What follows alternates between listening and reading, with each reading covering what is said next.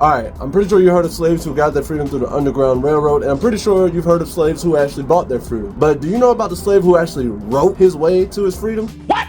Probably not.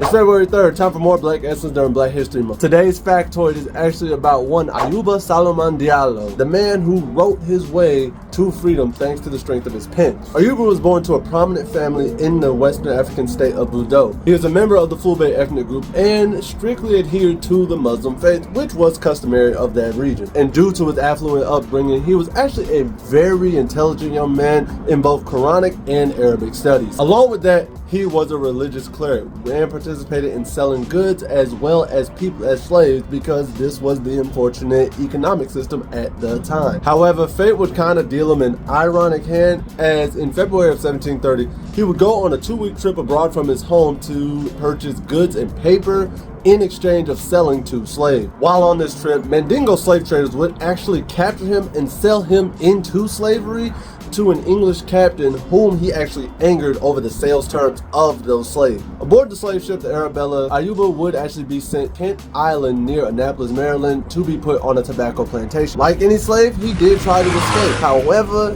he was actually captured and returned back to the plantation. Then one day, Ayuba decided to write a letter to his father in Arabic, begging him to come to America and to free him from slavery. Ayuba would then give this letter to his slave master Alexander Tolsey to send off to his father. Tolsey would then give this letter to Vacal Dick. Denton would give it to a gentleman named Henry Hunt, and Hunt would give it to his ship captain, who turned out to be Captain Pike, the same captain that actually sold Ayuba into slavery in the first place.